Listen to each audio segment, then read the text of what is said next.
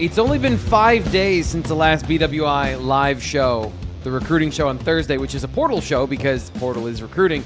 And yet there's been a ton of stuff going on for the Nittany Lions. Ins, outs, drama, players committing, shaping of the roster. We're going to talk about a lot of that on today's show. And, of course, get the perspective on what all of it means. Is it good? Is it bad? Is it something other than good or bad? Nate is very good at finding the it's not good or bad. It is what it is in all of this stuff. So we're going to be talking about it today. Welcome. I'm Thomas Frank Carr. The man you hear laughing is Nate Bauer. Sean Fitz is editing and updating the rundown with more information because the details are where these guys excel. I am good at talking on camera and putting a smile on all of it. So let's get to all that information that we have here on the show. We're going to be talking about the latest transfers over the last 5 days, where players have gone. And then later in the show, I want to talk about, Nate, you wrote about the linebacker room reset in the transfer portal. I did some work on the defense in terms of the scheme and understanding what D'Anton Lynn has done at previous stops, how all of it fits together. So we're going to talk about the linebackers and how Penn State, I think, is going to reinvest in LBU. That's all coming up in just a little bit. But first, we want to get to these biggest news items of the day. Retentions, wins, losses. The portal shall spin further and further until it comes to a close, I believe, at the end of this week, right? Is it the 15th that the portal is closed, Fitz? 16th is closed, and it's also important to note at this point, so the AFCA convention is going on right now, which is the major college coaches convention nationally. So it's a dead period right now. So if you haven't heard anything about visitors from yesterday till tomorrow, it's because it's a dead period. You can't have anybody because all the coaches are down there, assistants, their staffs, all that kind of stuff. It's an important thing on the calendar. It's also very interesting that, and I know they set these things up in advance, and it was set up before the portal window, but to have a dead period smack dab in the middle of the portal window is very, very, it's dumb. But here we are. No visitors now. That could change at the end of the week. Penn State has had a bunch of visitors. They've scored a bunch of commitments, and the portal is very busy right now. Very, very busy. I haven't been able to keep track of the numbers, and I think a lot of people's heads are spinning because of the numbers. Nate, do you have a rough, it doesn't have to be perfect, doesn't have to be exact, where Penn State is, a rough estimate of things they have to get done here in the final couple of days in the portal, just from a numbers perspective? Yeah, I think the piece that we're missing that maybe Fitz has gotten clarity on, but I'm not actually sure that any of us have clarity on it, is how many they're going to go for. Like, where do they intend to top out? Because it's one thing to say how many they have right now. It's another thing to say 105, right, as the new kind of barometer in a post-house settlement world. You have grandfathered in walk-ons that were to be phased out over like a 4 or 5 year period. Like, basically, There's no rules. There's right. So it just is an ever moving target. But I will, if I may, share my current numbers. And okay, I'm okay at writing, terrible at math. So if you're asking me to count correctly, these are all probably wrong. I've got 50 players that were on last year's roster with remaining eligibility that have transferred out or are in the portal. So not all of those necessarily have chosen a destination, which means certainly if Penn State wants them back, they can come back. I've got 34 players that are retained from last year's roster, 3 of which are walk-ons, because it does feel like the walk-on conversation is somewhat important to this. I have 18 players who have not made a formal announcement. So that includes LeVar Harrington Jr. Haven't seen anything public from him. There's a couple others. Cam Smith, obviously linebacker, yesterday announced that he was coming back. Lyric Samuel. So there's it would actually be 6 of the 18 that would classify as scholarship, right? Guys that were recruited and not preferred run-ons. I've got 36 that have come in the portal to Penn State, and then I've got 14 class of 2026 members. The comment and I'm not having fun with all these numbers. That's 100% correct. and then I've got 102 players. Like if all the undecideds were to return, plus the retained members, plus the portal in, plus the class of 2026, if all of those came and were accounted for the fall, the number would be 102. Okay, so they're almost right there to where they need to be, and so this maybe. What if they want? 115? It just So yeah. So the latest news, Fitz, can you give us the update on the ins and outs that happened since the last time we were on the show? The one that happened yesterday that kind of sparked the conversation here. Tyke Hayes, who was one of the group that decided to return. He is now in the portal. Another reversal here for Penn State. And then, of course, some other news here from those players that have made those decisions. So what do we have so far? Yeah, the running back news is it kind of all slams together, I think. Tyke Hayes announced that he was coming back last week, I believe it was. There are more things at play. We've talked about it on the message board at BlueWhiteIllustrated.com. I'm not going to get into it on the podcast, but more things at play there, which kind of sparred the return of Cam Wallace. This all played out publicly as Cam Wallace came back and Tyke Hayes left. It's not exactly how that came about. Tyke was not scared of Cam Wallace. There was some other things at play that set that one into course a couple days prior to Cam coming back. So you do retain one of those guys. Jabri Coleman is off. He's going to South Carolina, which is there's a bunch of the Philly guys have departed for other pastures. But Jabri Coleman's going to go to South Carolina. Cam Wallace is back. Of course, Penn State's got Carson Hansen, James Peoples. Those guys are now on campus now. Quentin Martin's coming back. So the running back room has been fluctuating. I guess that's the way to say it. How do you feel about it? Just in terms of the talent that it has on the roster right now in the mix of there. I have no idea because I don't know how those guys that they brought in compare to Quentin Martin, Cam Wallace. I think I know something about those guys that have been on campus, but you're going to bring in a guy with Carson Hansen. He ended the season very strongly as Iowa State's lead back.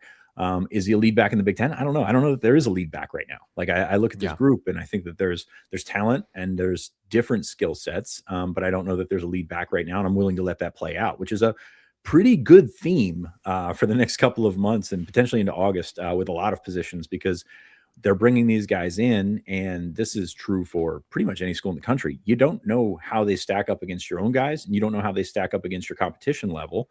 Obviously, you're taking that jump from the Big 12 to the Big 10. It's going to be different style of football, but there's still really good football players in the Big 12. So you've got to work around that. So running back is kind of like the poster child for this. James Peoples is very interesting. James Peoples was the lead back for Ohio State going into their preseason camp. And that's something to be said for that. Now, that was a room in transition as well with Trevion Henderson and Quinshad Junkins going to the NFL. So it was kind of like Penn State's room in 2026 was going to be with Singleton and Allen moving on. So I'm very curious to see how he fares because he's probably the most talented of them all. But you've got very different skill sets there. Cam Wallace, I thought was a good player. He's dealt with injuries throughout his time here.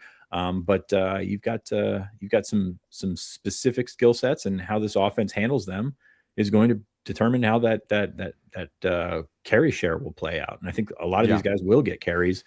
We're so used to Singleton and Allen handling the load, and for good reason, obviously. But it's going to be, I think they're going to spray them around a little bit and see what they've got. Yeah, it's an interesting room with a lot of guys that look the same from when I've watched them on film in terms of these running backs know how to read a defense, find the hole, and get the yards that are there. Is there anyone who generates above that in the offense? And Carson Hansen was successful not doing that at Iowa State last year, so it doesn't have to be that way, but that's how you create value at the running back position beyond what the scheme and the offense is giving you. And Sunday's coming back up at me right now. Oh, got a little excited in the fourth quarter when weekend. Josh Allen, QB sneak for 10 yards, and I went full primal animal at the end of the game. And this is the first time my voice has really betrayed me at any point. But yeah, that room is in transition from a production standpoint, and also what they value at that particular position. And I think that's reflective in what we're seeing in the portal conversation. But it has the option to be different going forward in recruiting.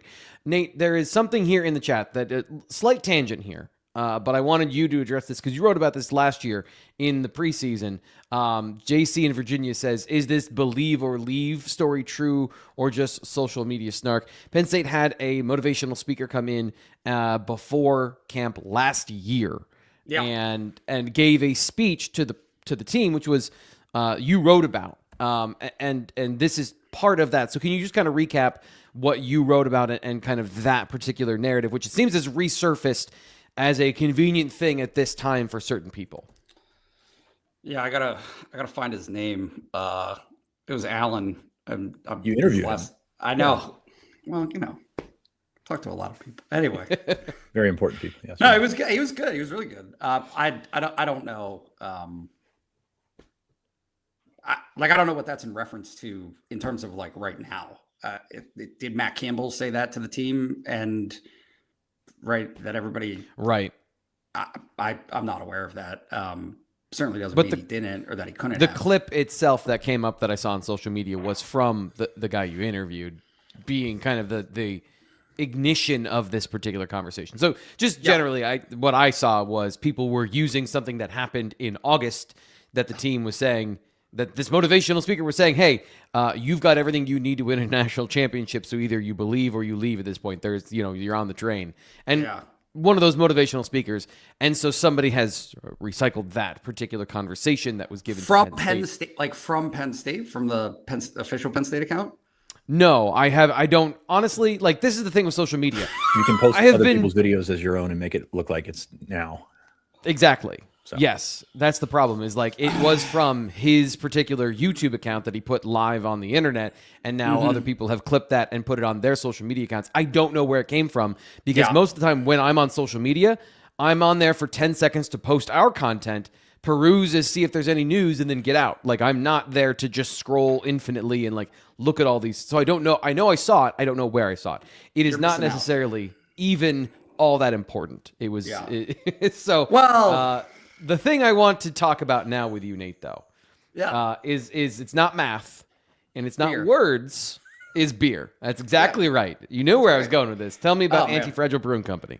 Well, let me just start by saying one thing that's extraordinarily important.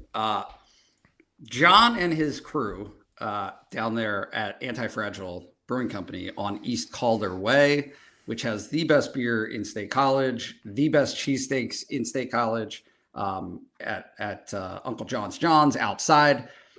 They have added bread. They bake bread now. They own bread. They now own Gemelli Bakery. Yeah. Oh, they Fitz, do?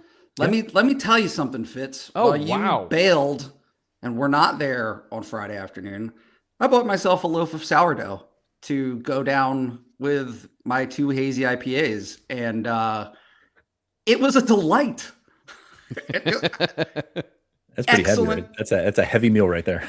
Yeah, and then I followed it with sounds wonderful. Some cozy tie to wash it all down. It was really a great Friday evening for me, and great cheat day for you.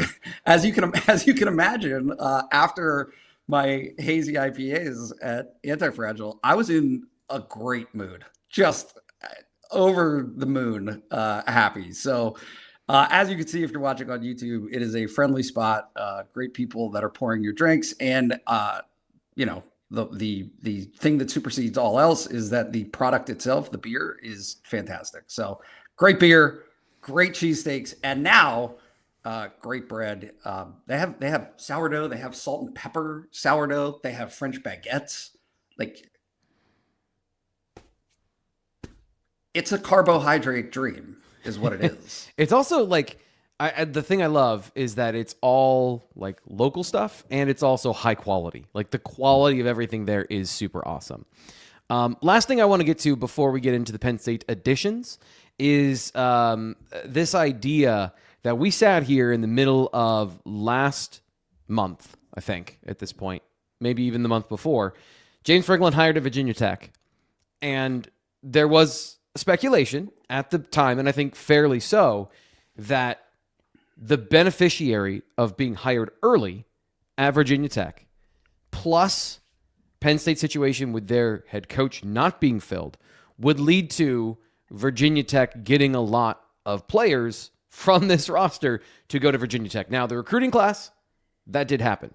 But we've seen the proliferation of Penn State players to a lot of different schools. Tennessee took a chunk out of Penn State's roster that went into the portal. Amari Campbell, Chaz Coleman, a big surprise going to Tennessee to play under Jim Knowles.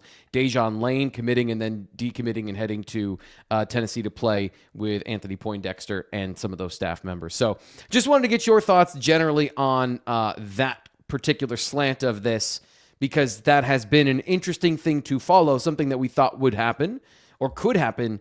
Didn't necessarily happen here in the transfer portal, which kind of speaks to the wildness of it. But Fitz, I was just curious of some of your thoughts of where these players have landed specifically, like some of the other players from Penn State's roster. Yeah, I think that's a good question as to where you start with like the biggest, I don't want to say names, impacts, because that doesn't always tell you everything. But AJ Harris to Indiana, very interesting.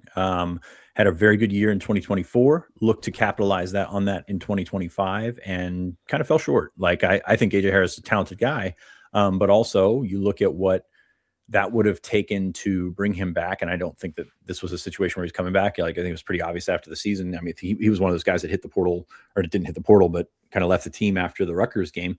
But you look at what Penn State potentially had coming back to supplement his snap share in 2026. And I think you're fine paying Darius Dixon, paying Jameer Joseph, bringing back a Davian Collins, bringing back a bunch of guys to sort of take over that snap share. And you figured you'd be fine. In this conference, corners are important, but not at the top of the list for that. But I'm very curious to see what he does, because Indiana, obviously, they have evaluated their way to the top. They've done a wonderful job. So yeah. I would not be shocked at all if AJ Harris bounces back. I think he's a wonderful physical talent. I think he's done some really good things. I just think that, he kind of leveled out here, and that was tough to watch, because I thought, this is a guy that could potentially be a first or second day pick in the NFL because of his physical day one talents. To me. Physical. Yeah. Yeah, so I'm very curious to see how they use him, how he can sort of continue what they're doing over there in Indiana, which is just incredible. But I think he's still got some juice left in him. But like I said, he kind of leveled off, and it was interesting. We were having a conversation on the board yesterday. Someone really valued Anto Saka from Northwestern. I think he's a really good player. I think he's a really good prospect. But you look at his career production, and he also fell short of expectations in 2025. And I don't know what his number is. He ended up at Texas A&M, so I imagine it's a very, very nice number. But at the same time, he had 3 sacks last year. And so you're finding these guys who are, potential first, second day picks, and then all of a sudden they go out in their junior year, and it's not what they blueprinted. It's not what they thought it would be. It's not what we thought it would be in the case of AJ Harris. And now all of a sudden you're finding yourself as a reclamation project, for lack of a better word. I think AJ's still a good player. But like, it's very interesting to see those sort of in-betweeners that you thought were going to be in the draft this year, and all of a sudden they're coming back for another year. Does that mean they can't get better? No, it doesn't. I mean, I would not be shocked if AJ had a good year next year, but it's just it's an interesting layer to the portal discussion about these guys that, you thought were going to be something, and then just kind of maybe need a fresh start. Maybe Bloomington's the place for him. We'll see. So AJ Harris is the big one this week. Some other big names on that list. A lot of them going to Tennessee. As you mentioned, Xavier Gilliam, D'Anton Lynn, Amari Campbell. It was kind of like looking at Jim Knowles' defense last year. It was not good. Like, it was not what we thought it would be, not what, over complex or whatever. It was one of those things I was just thinking, you could not pay me enough to play in that defense after what we saw last year. 3 guys thought that they could pay them enough to play in that defense once again next year. And I'm sure with Lane, Anthony Poindexter going there is a big deal. AJ Jackson, Andrew Jackson's there as an assistant defensive line coach. So that's probably helping Gilliam. But those were 3 sort of big ticket items coming off the books for Penn State, where I think they were valued more there. Plus, you look at the guys who went there. D'Anton Lynn has a chance to start in the defense as that middle field safety. Amari Campbell did do well in the defense as the middle linebacker. And Xavier Gilliam, I think, played better than expected in that situation. And so if you've already spent a year in the defense and it takes 3 years to learn, like, you're halfway there already. Like, you're a year and a half in by the time you get to the field next year. And those guys all had success within the framework of that defense. You're not seeing guys who who struggled, being like, you know what, I want another dip in to those waters. Yeah, and I think Lane and Gilliam are kind of in the same boat where they were kind of making that transition to potentially, I don't want to say be stars at Penn State in the next role, but they had the opportunity in front of them to really take a big step next year. Gilliam as the, full-time, like an unquestioned full-time starter. I know like people are very hot and cold on him, but I'm confident that he was one of the better defensive tackles in the portal. Like I understand he's a redshirt freshman. I understand he's got a couple of years left and he's still a lot of potential, but he has produced in his limited time here. So there's that. And then there's D'Anton Lynn, who we thought would take a bigger step forward, did some nice things down the stretch, but I don't know that he's like a bona fide starter. I don't know what Tennessee's secondary looks like, but I'm not sure he's a bona fide starter right there. So very curious to see how that one works out, because he's an incredibly physically talented guy. And we'll see how it works in that defense. I have my reservations about year one of Jim Knowles after, being a guy that saw year one of Jim Knowles last year. That's a fair point. So. Yeah, and D'Anton Lynn's best game did come in the bowl game when it was pretty much not Jim Knowles' defense at that point. David Greeter asked this question, Nate. He says, not to derail the show, but if you guys have any insight on the 2026 schedule, it'd be much appreciated. Now, this is the AI overview because we're live on the show. I didn't get a chance to do any research, but it says here that they're working on it, and it might be out in the spring. So do you have any other insights into like the timeline or when it's usually released or any of those things because this is a common question for everyone here on the show, and I just wanted to throw that to you guys if you had anything you wanted to add there. It is the most common question I think I get from my wife, by the way. The wives really want to know the schedule, and they want to know about the blue-white game, especially if they have birthdays in April. Neither of those are set right now. I checked in yesterday again on the schedule, and people at Penn State are just kind of like throwing their hands up saying, I don't know what's going to happen. Like, I don't know when it's going to come through. I don't know when it's going to have their special on the Big Ten Network. We thought it was going to be December. Now it's January. You're not figuring that out. I know there were some questions about Notre Dame, USC potentially mucking it up. We don't have an answer for you, and they're not in the process of adding another school, are they? I don't think so, but never rule anything out with college football. The thing I'll say is that it's a fairly fast track from we've got the schedule done to we're going to announce the schedule. So don't be surprised if it's just a turnaround. Like it's just you hear about the schedule being ready and the next day it's on the Big Ten Network. So like that's kind of how that stuff will work without. They use that in between time to let the schools know, to let, to leak it, I guess, but to figure out what's going to happen. But no, there's no answer on that. And it's pretty frustrating. Not gonna lie. It's more than just, we want to know our hotel weekends and all that kind of stuff. People are planning weddings. People are planning all kinds of stuff around it. And it's pretty frustrating. It's not out yet. So let's move on and talk about the transfers in. We talked a lot about the transfers out and kind of getting into some of the broader context outside of Penn State football, but these are the players and the names that Penn State fans should know that have joined in the last 5 days. So I'll read this out here for the podcast audience. Keith Jones Jr., wide receiver. Tyshawn Huff on the offensive line. Jeremiah Cooper at safety. Brock Riker at center. Linebacker Chris Filippo, who played safety at West Virginia. Cooper Alexander, another Iowa State tight end. Ibn McDaniels at corner/safety, Amarian Davis at safety, and Siali Tapaki at defensive tackle.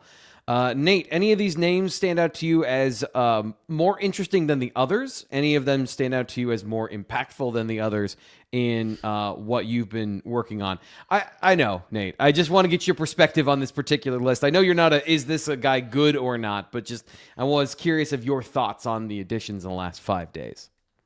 I don't let things go easily. And can I talk about one thing that Fitz just said that bothers me? Sure. No. Can I please? Can I please posit that Tony Rojas getting hurt impacted the trajectory of Jim Knowles' defensive development? Okay. Yes. Okay. It is a factor. It is a factor in them hitting rock bottom. Yes. We're having this conversation about all these and everything's framed in Hindenburg terms. And the results say that it was. about last season for Penn State. But I really struggle a little bit with the notion that there weren't some pretty obvious complicating factors, and that had things gone differently in that one specific instance, we might be having a different conversation right now. And maybe that's still like, oh, well, it's on Jim Knowles to be able to adjust to that or to have a backup plan or whatever. But I mean, it remains to me this sticking point of, well, Tom DeLuca wasn't supposed to be doing what he did last year, right? Like that wasn't what he was designed to be. Fitz, you want me to take this quickly? I would love you to take this as quickly as possible. And Okay. So yes, Nate, I agree with you in the sense that losing Tony Rojas was probably the most important piece they could lose to keep the Jenga pile together.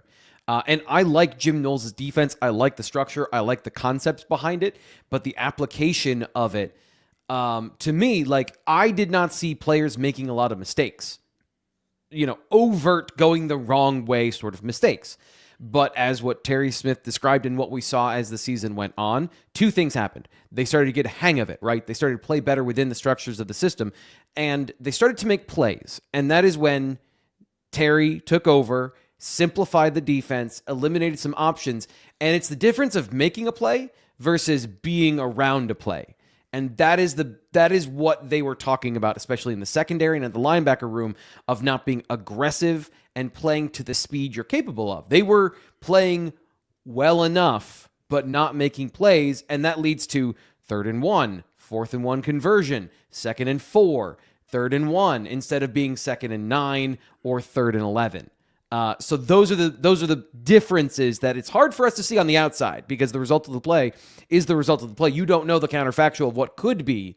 And so that to me is the part where I think we struggle to discuss the nuances of the defensive adjustments throughout the year. Now, I do think Jim Knowles' defense is a good defense, and I do not think that it is the disaster dumpster fire everyone says it is from the consensus perspective. So I do want to go talk about, one last thought, and then we got to talk about portal additions. Well, you think about Gilliam, you think about Lane and Campbell especially, he's got 1 year left. Like he's got a number one. We talked about this before. He's not a prototype NFL guy, so he's got 1 year left. And how's that going to look as year one at Ohio State was not good, year one at Penn State was not good. You've got a bit of a trend there. Now, I'm not saying it's going to be a train wreck at Tennessee, and bringing these guys in that know the defense can help everyone around them. It's kind of what we're talking about with Big 12 guys. I mean, the Iowa State guys coming to Penn State. But Gilliam and Lane have a chance to play a couple years in it and maybe grasp it more, if that makes sense. I don't like what the defensive line was asked to do this year. Like I don't think that was a big thing. Penn State That's a big thing. Strengths were, and I don't know Tennessee's personnel. I don't know how that's going to work with Gilliam and things like that. But I'm looking at Zane Durant neutered basically, and thinking that that's going to happen to Xavier Gilliam, and I don't care for it.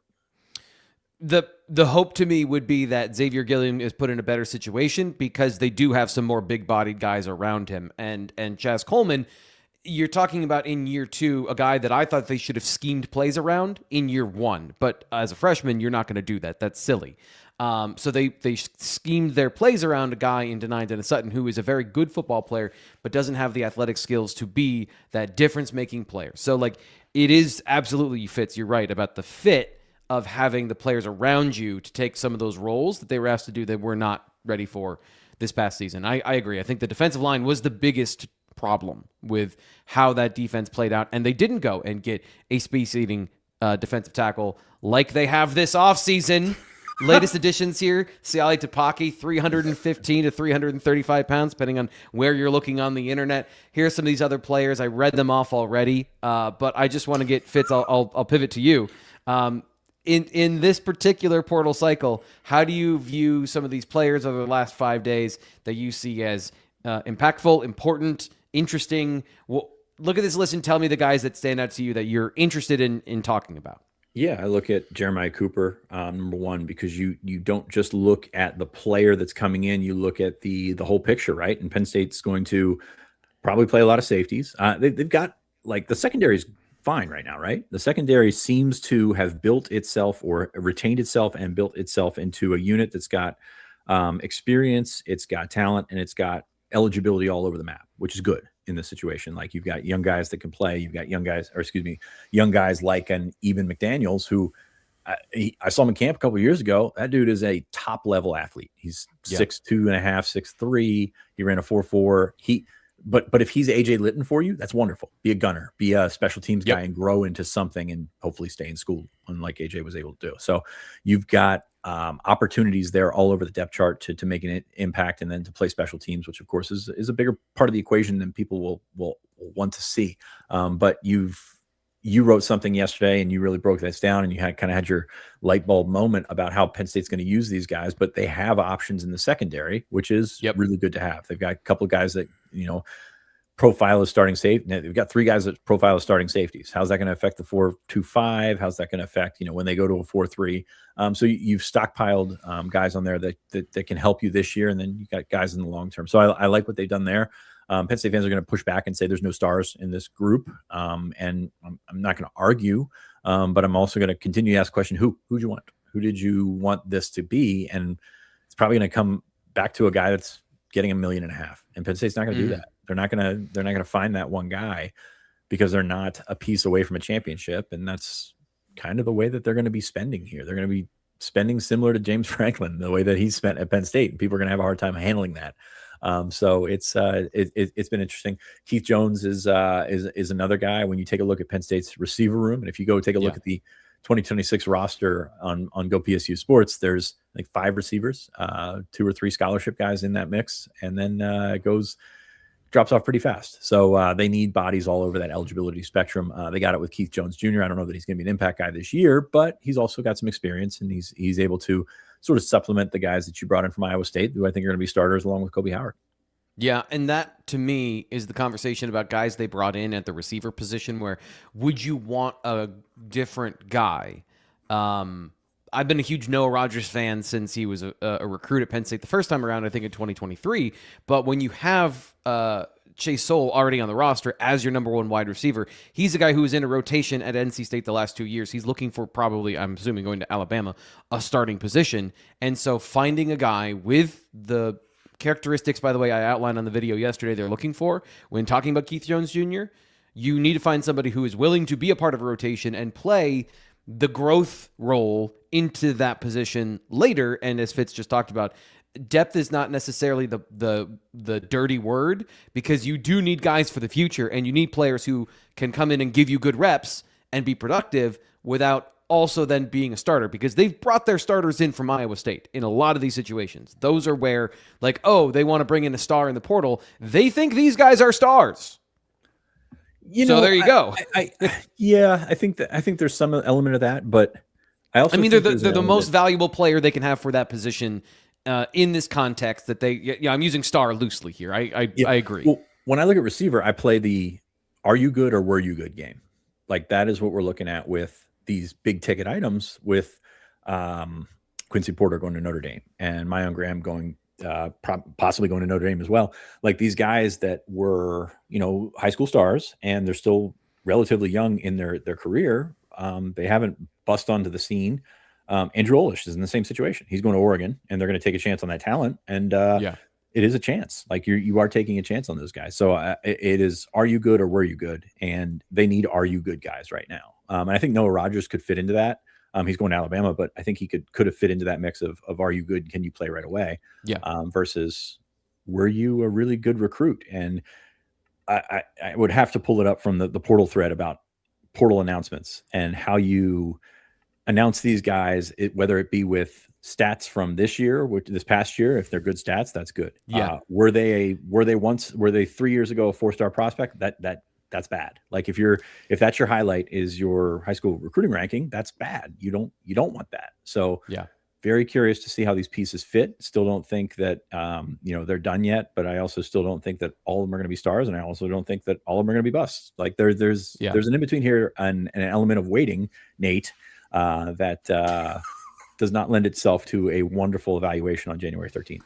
Yeah, and just for the record, to button this up, Noah Rogers was a 2-year receiving compiler in the announcement of how many yards and catches he had over the last 2 years at NC State, which again points to your point of like, is he good or was he good? And my determination of watching him on the field is that he is good, and if he had a better quarterback and system, might have been that guy already. I digress. Nate, I wanted to get your opinion on any of the things here. 2 defensive tackles from UCLA that are like 32 years old. They basically have an NFL defensive line in the defensive tackle room. A guy who I'm assuming is like 24 and another guy who might be 25 or 26. Is Siale Tapaki? I apologize. Pronunciation among my many weaknesses. This last run of Penn State commits got away from the Polynesian names, and I said on the board, my Franklin County roots, man, they're showing up big time in that. Dude, this guy enrolled in 2019. Yeah. Yep. So I will say, like, in terms of things that left Penn State fans wanting over the last few years, specifically on the defensive line, having just like mammoth men. Yeah. At defensive tackle. That's coming, I think. I mean, it certainly seems that way. I don't know, to the degree of effectiveness. Tall receivers and 325-pound defensive tackles is something Penn State fans have been clamoring for a long time. Yeah. They're also usually outliers. There are also usually guys that they'll bring guys in. They don't develop like that. They don't move as well as you want them to. I'm very curious to see how this group works out. Now, space occupying is a thing. Like, that is a big deal in terms of stopping the run. If Penn State had one of those in 2025, that would have gone a long way, I think. But at the same time, like, there's a reason that they're so coveted out there on the open market and as high schoolers, really, because it's hard to find those guys. And without generalizing stereotyping, the Polynesian guys have been the most successful at it. Like, they've been really, really across the NFL, across college football, they're able to handle more weight. You saw what Venga was. Venga was 350 pounds, and he looked slightly bigger than the 315 pounder beside him because of the structure, because of the size, because of the shape, the general shape. So yeah, I think that's a positive step in that direction. While you have that connection on your coaching staff. So I'm interested to see how these guys do. I'm just not going to overload myself in thinking that it's going to fundamentally change Penn State's offense and defense with tall receivers and girthier defensive tackles. Yeah. Even the guys that are smaller, Armstrong Nadeem from Oklahoma State, his number one skill, he was a nose tackle in a 3-4 system for the Cowboys. So bringing in run stuffers in the middle. And I think the important thing too here is, Fitz, you and I had a back and forth about this, is they are big, but they are not fat. And that is very important when we talk about maybe they skew a little bit towards having some of those traits of the negative side of, if you get your momentum going one way, then you get put on skates. Like, there is a little bit of that with some of these guys, but by and large, and I mean large, these guys live up to and play up to their size. I thought this might be fun. Here are the 2019 players. We're taking a trip down memory lane of Siale Tapaki's recruiting class in 2019, heading into now his 8th year in college football. 5-star Brandon Smith was in the class of 2019. Of course, Noah Kane. He's here for 3 years and then going to the NFL. Adisa Isaac was in the class of 2019. These guys have been into the NFL Jaquan Brisker here as a transfer. Now, admittedly, as a transfer, has been in the NFL for about 4 years at this point, I think. Joey Porter Jr. This is an amazing. Devon J. Thomas, one of the last big body defensive tackles at Penn State, had a full career and moved on before Siale Tapaki. Brenton Strange, we can end here, but I just thought it's been very interesting while looking at like the concept of, what you said of having older defensive tackles, mature players in the middle. Nate, you've talked about this of like, if you're going up against an 18-year-old and you are 24, like there's a physical difference. And if you want physicality in the middle of your defense, absolutely, you should probably be targeting older, bigger defensive tackles for this particular style. The other guy on this roster, I think for me, as far as impact in year one, having the opportunity to make that, is Brock Riker, the center. Because there are, as much as we've talked about the offensive line doing a great job at retention, bringing in some guys from the portal, that center position, like two things happen here. He can be a starter next year.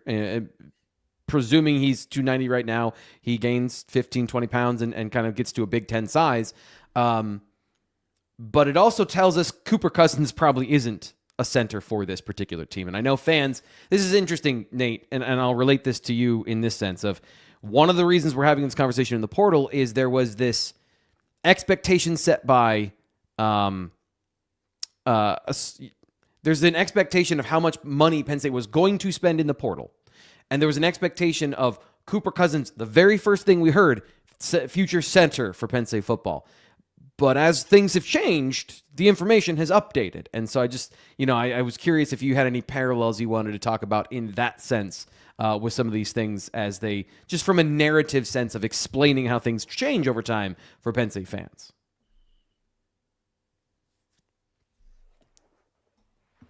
I need a...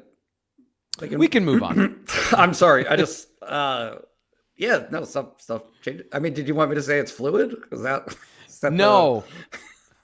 Okay, so I was throwing you a thought, a tangential thought of Cooper Cousins. Like the number one thing that I hear all the time is, well, I thought Cooper Cousins was a center. I'm like, that was a year and a half ago. That was like 2 years ago. And then when it comes to the transfer portal, like, yes, Pat Kraft wanted to be this thing. And then they hired Matt Campbell, who has a different approach to football, and they have the situation they're in now. So I guess to me, like, these are the things that change over time. And maybe I was just giving you my opinion in a question form, so I apologize. But, like, can you expound on that? You don't do that on the internet. No.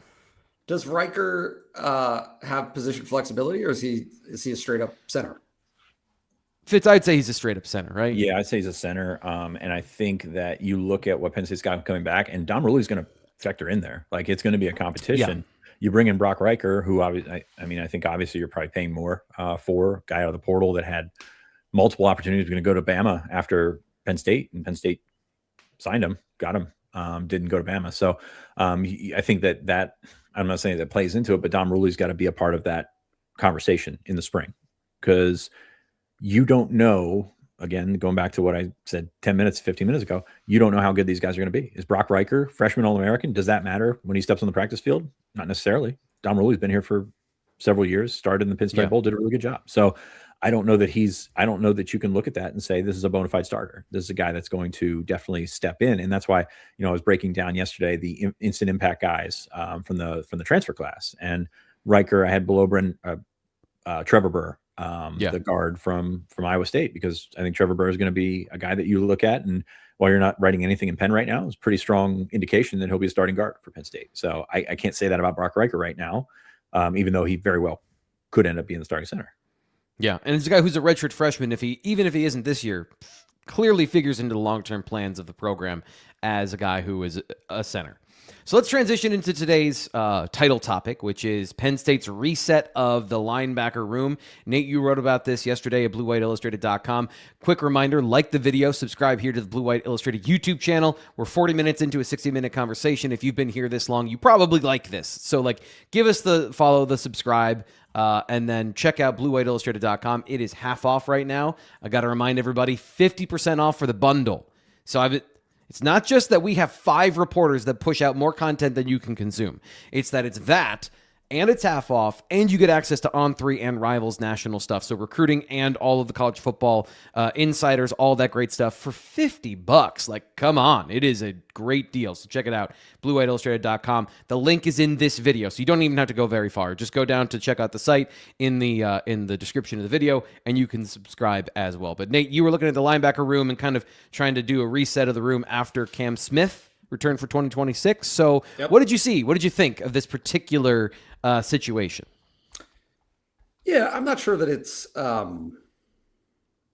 one, and this is kind of the main one to me, is just not a lot of bodies for spring, because Alex Tash is going to be out this spring. And obviously Tony Rojas is going to be out this spring. So right now my working number is 7 healthy bodies at linebacker. Now, obviously there's still time in the portal, and I would not be surprised if there's still some activity there, right, to change those numbers a little bit. But the picture that's crystallizing a little bit is they're going to have some, like, quite a bit of experience available at the top of that room. And then after that, no experience, zero. just not guys. Is this similar to last year? It feels very similar to last year, doesn't it? That seems like a long time ago. In that particular vein of the guys at the top of the depth chart feel like they have a lot of experience, and then you've got a lot of wild cards, unknowns, and freshmen.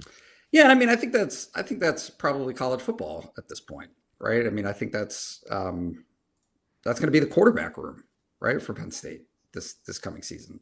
Yeah. So, the question, and this is what's an interesting conversation to me, is are the absences of Dom DeLuca, right, who is at this point his own ecosystem of either hate or love, probably leaning towards displeasure among Penn State fans, and then Amari Campbell, right? So those two losses represent, at least on snap counts, if I think that they're a decent barometer in terms of where you fit, right? In terms of what your value is to a program, is how much you're on the field, how much coaches choose to put you on the field. And those two guys, respectively, Campbell and then DeLuca, were 1 and 5 this past season. Now, obviously, Tony Rojas would have been much higher had he not gotten hurt, but still, Amari was the number 1 tackler, right? Finished tops in tackles. Yep. And I think Dom was 3rd, 4th in tackles last season.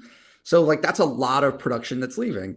It's just that, okay, those guys also had some weaknesses, right? And there were some productivity issues in terms of stopping running quarterbacks this past season, anecdotally, right? But it was really, really problematic for those guys. Obviously, they got better at the end of the season and things trended upwards, but it is a worthy debate and a worthy conversation of how big are those losses? How damaging is it to not have those guys next season?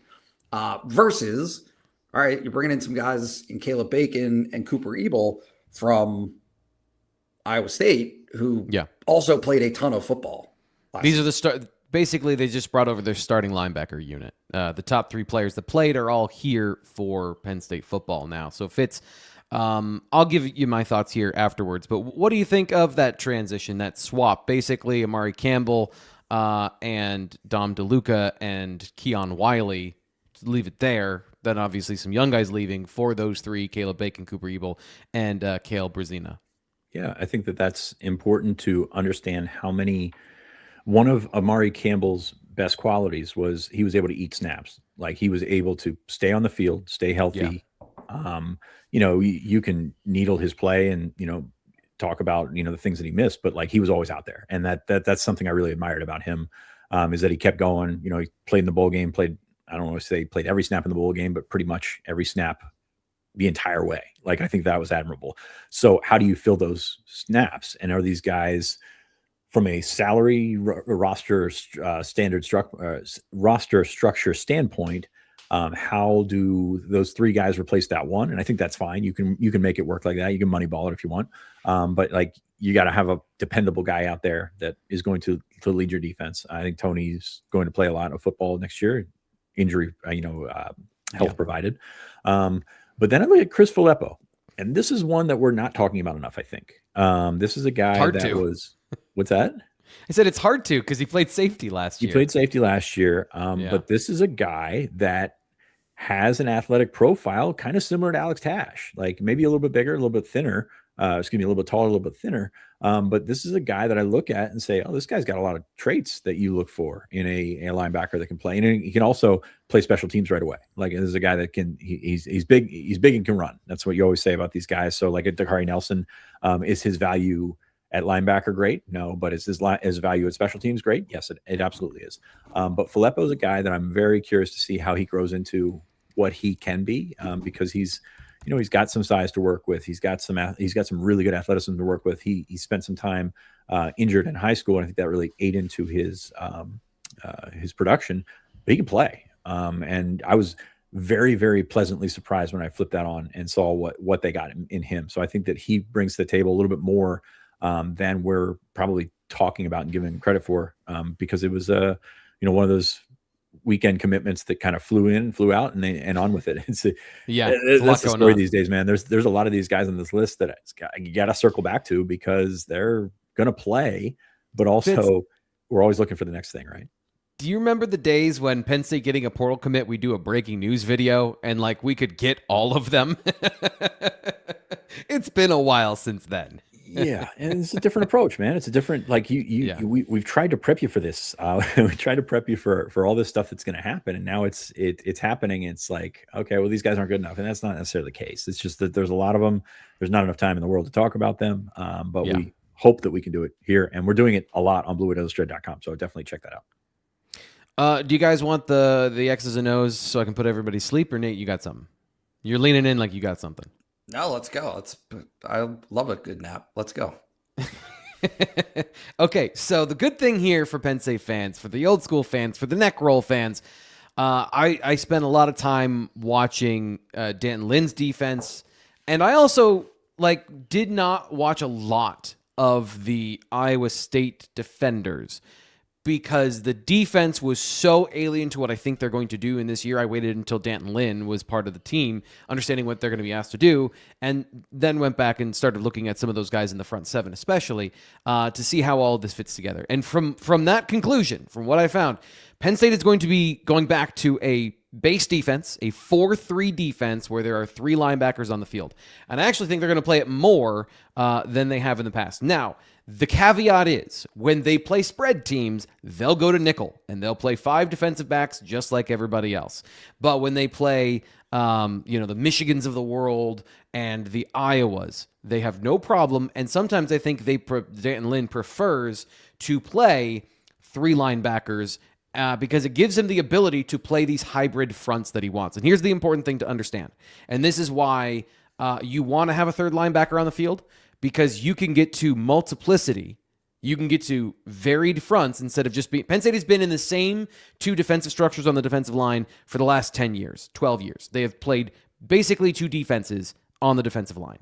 When you have a 3rd linebacker, the Sam linebacker position that is extinct in college football because you have decided we are more susceptible to passing plays in college football than we are to running plays in college football. So we're going to swap that person out for a cornerback because 70% of the snaps in college football are with 3 wide receivers, and you are putting yourself at a disadvantage if you're playing with 3 linebackers. However, it is vastly different in the schematic philosophy of having a 3rd safety, which means we're just for sure never going to run certain looks. So we're going to take that guy and we're going to use him for coverage obscurity because we think that's the bigger threat. So there are now, again, 3 actual linebacker positions that have roles in the defense. And I think that's the most important place to start because if you look at the logjam at the linebacker position between Caleb Bacon and Tony Rojas, it doesn't make a ton of sense until you realize Caleb Bacon is a pound of bacon away from being a defensive end. He's 6'4", 240, and looks more like denying Dennis Sutton than he does Tony Rojas. And watching him move, he's actually a good zone defender from the way that he produces on the field. But if you watch the film, he is susceptible if you leave him out there too long. So in a hybrid role, he will walk up and play an outside linebacker position. In that 3-3 stack defense, he was basically a defensive end half of the time. He was the piece that changed them from a 3-down alignment to a 4-down alignment. In this situation, he will walk up and they'll show a 5-man front and then either bring 5 or drop somebody off in one situation or another to have a zone pressure for a 4-down look out of a 3-down alignment. So I know that this is a lot of complex stuff, which is why I painstakingly broke it down in about 3,000 words over at BlueWhiteIllustrated.com. Go check that out. I'm going to try and do some of these video breakdowns here over the next couple of days. But this is what I'm saying is Penn State is going to play 3 linebackers. Caleb Bacon is going to play the Sam position. Tony Rojas is going to play the Will. But Caleb Bacon is also going to play the Will in a similar way to Dom DeLuca, but on the other side of that coin of he's an edge rusher that they're going to put around the field. And so you have a bit more backstop behind Tony Rojas and Alex Tash, who are injured. So there's a lot of stuff. And that's about a third of like the conversation about this. But that is the basis of Penn State is going to play 3 linebackers. And I actually think I want to spin this forward to what the chat wants to know about LeVar Arrington II. I think he's more valuable in this defense because of his skill set, because that Sam linebacker role, you can tailor it down into a role that fits his skills really well. Fits as a guy who's big. In high school, what he did is he rushed the passer. He's got length and he's got speed. So you can play him at linebacker, but really, like, he's right in that tweener role. And this defense loves hybrid players. And so, like, I'm not saying he's going to start or be a star necessarily, but that fits way better than having him at off-ball linebacker at will, like it did last year, as his only job in this particular defense. So I was curious of just in general from all of those things, if there's anything that you know kind of rattled around that you found interesting to follow up on, Fitz. Yeah, I think that you kind of nailed it with LeVar. He's a chaser, I think, more than a read and react guy. So like putting him at the old Mike or Will, probably not best to his skill set. I'm curious what his body does if he continues to blow up physically. Like, is he a guy that can play that Sam, I'm going to blitz in the Brandon Bell form? Like a guy that is probably not a prototypical rush end, but a guy that has the skills to get to the quarterback. Like Keenan Wiley was fantastic at that. Like, how does he play into getting after the quarterback? And is he ready to play a full-time linebacker role in 2026? Probably not, but like he can definitely help you. And he has the ability to sort of tap into what his gene pool says he can do, and that's get after the quarterback. So I'm very curious to see how they use him, if they try to coach him into a linebacker, or if they decide that this guy is a guy that can pursue the quarterback and really has a high upside in doing so, which I believe he does. I thought he showed a huge jump from his junior to his senior year in that regard, and in the way that he has developed physically and the way that he has played special teams and sort of hopefully gotten the game to slow down for him a little bit. I think there's a ton of upside. Like I said, is it 2026 or 2027? I probably lean toward the latter in that one, but at the same time, he's got an opportunity to help you and gives you something different than those Iowa State guys that are coming probably don't give you the same kind of burst. Yeah. And I guess, Nate, that's the thing of we were having a conversation yesterday about the linebackers coming from Iowa State. And I think the 2 Mike linebackers are good football players. I don't know that the upper ends of their physical abilities are similar to Tony Rojas or even Amari Campbell, but they're good football players that if you need a Mike linebacker to fill a hole, like they can do those things. So when we're talking about this linebacker room and kind of the value prospect here, the conversation about why didn't you pay Amari? Why didn't you go get a star linebacker? I think this kind of fits into a football building conversation about, do you want to pay your Mike linebacker all that money when what you're asking him to do is a more limited role compared to some of those other positions? Tony Rojas is a star linebacker. Yeah. That's the point, right? I think he's more of a Will, but thank you, Fitz. The Fritz. The Fritz. The hero. Yes. So look, Tony's got a leg, right? As long as we're keeping up with the funny things from 30 years ago. But he is the star power. He is the guy that is going to make the plays. And if you complement that with dependability, right? Who you're not your Honda Civics. Your Honda Civics that will not break down, will be on the field, will do the things that they're supposed to. They're not going to make mental mistakes. I think that you can put yourself in a pretty good position. And the question that I asked you that I think is a fair one, and kind of the baseline proposition on all of this is what's the trade? Right? If like the guys that you lost versus the guys that you're bringing in, is it a net neutral, net negative, net positive? And you came back with net positive, but just not, you're not adding 3 Tony Rojases, right? Yeah. Like that's not what this is about. There's like a Josh Hull element to this.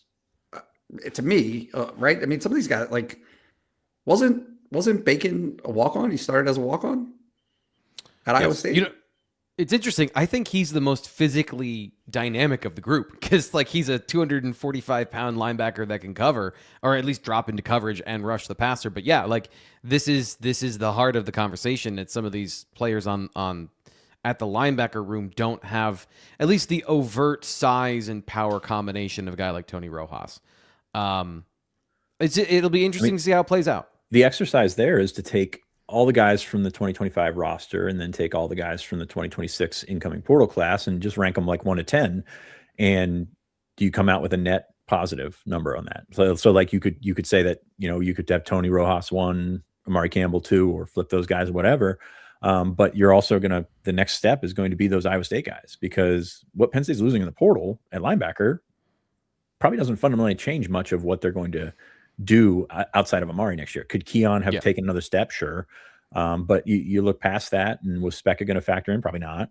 You've got different outgoing versus incoming. And if you come out with a net positive and you have better numbers at that room, that helps you. The other thing here, and very quickly, is like, we talk about the offensive guys coming in and knowing the system. Those linebackers, those Iowa State defenders, are going to have to learn D'Anton Lynn's system. Like it's not going to be Heacock's system, and that's going to be an interesting wrinkle as you move into spring, because there's something to be said for Rocco Beck knowing the offense. There's something to be said for the receivers and Carson Hansen, all those guys knowing what the offense is going to do and what the goals and eventually peak of the offense can be. You don't necessarily know that with what's coming out on defense. So I'm very curious to see how that works out, because it's more of a fresh slate on defense than it is on offense. Absolutely. So the last thing is, Nate, one last thing is like the number of snaps, though, I do think is interesting, because we can equate this to Anthony Specca leaving and Kari Jackson leaving as like depth Mike linebackers. The two guys coming in have started extensively this past season or previously for Iowa State. And I understand what you just said is absolutely true, but starting experience is starting experience, and you do have a certain level of comfort seeing those guys. How do they react to a counter? Or an inside zone or an outside zone? Like you have some tape of how those guys experience. So Nate, final thoughts here on the show. This isn't a final thought. It was just an aside. No, that's what I mean. Yeah. Yeah. Bring it. Bacon's a 60-er. It's like, and this is just speaking practically, and I know it probably annoys some people, and I don't actually know the specifics here, but like if he takes more than one class, I'd be stunned. Right? Like these guys aren't going to be occupied by an academic workload that is like suffocating, right? It's to come to Penn State and play a semester of football and see what happens. So that's it. Yeah. Yeah, we'll see how it. He'll understand Dan Lynn's system. That won't be an issue. I would be stunned. I mean, he will, but it's not going to give him a head start. That's the thing about the offense. The guys that come in the offense will give him a head start. Right. So he's not going to have that. And then it'll be fine. It's just a matter of it's something different. I think of the group, it fits him the best because they like the versatility in this defense. But really, like to me, it's the defensive end room that is going to define how good this front is, because D'Anton Lynn loves his pass rushers and having versatility there. But I guess the other thing is, like, we're talking all about linebackers, and I know it's important to the kind of cultural side of Penn State football, and it is fundamental to this defense, and I want to make that clear. But also, like, the height of playing in this particular base defense with 3 linebackers last year at USC, when they had 3 they wanted to play, was 25%. So just the context here is important of, like, we're talking about a very important 25% to give this defense its kind of spirit and its core. But when you play 3 receivers, you play against 3 receivers, you're going to have Zion Tracy out there, and you're going to have whoever they decide to put in the nickel cornerback role beside that. So more coming this week from BlueWhiteIllustrated.com. We will do our best to get you the information. I'm going to take the bait here. Just one quick thing. Timbuktu says, I'm behind, but at the point where you guys are talking about Siali Tapaki, but a pet peeve of mine, and when people who cover players that have non-Western names, not trying to pronounce the names correctly, we are trying to pronounce their names correctly. We are not good at that. And so that is something that we don't do well. And we're asking for a little bit of grace here instead of being annoyed at all the parlances in the world. So I'm going to be doing a bit on the show later this week where I try to pronounce everybody's name, because it is us being bad at stuff and not a lack of care. Yeah, I've practiced those, and it's one thing to do it when you're sitting there looking at the pronunciation. It's another thing to do it live because like I said, I'm a very simpleton folk. Yeah. So it is something I am working on. I will get better at 1% better today, tomorrow, whatever it might be, and hopefully by the season we don't mess that up because What's Brett's last name? What's Brett's last name from Iowa State, the receiver? Because I don't know that one either. Yeah. I don't know that one either. I didn't know the Eastern European name of Miljevic when they played the quarterback from Michigan State last year. So it is what it is. Like we do a lot of stuff. We know a lot of stuff about football. But when you are trying to talk about 50 new names on a roster that we didn't know previously, there is a conversation. There are areas for mistakes. So we appreciate the vast majority of you understanding that we are, let's just call it what it is. We're average white dudes from Pennsylvania who haven't talked to these people or know these cultures all that well, but we are excited to learn about them. And we're going to be doing that over the next couple of months and years here, as long as they're part of Penn State football. We'll be back tomorrow talking about it more on the live show, doing some other things here on the YouTube channel. Please subscribe, like the video, and we'll get into more information for you as time goes on. Great job here from Fitz and from Nate. We'll talk to you later.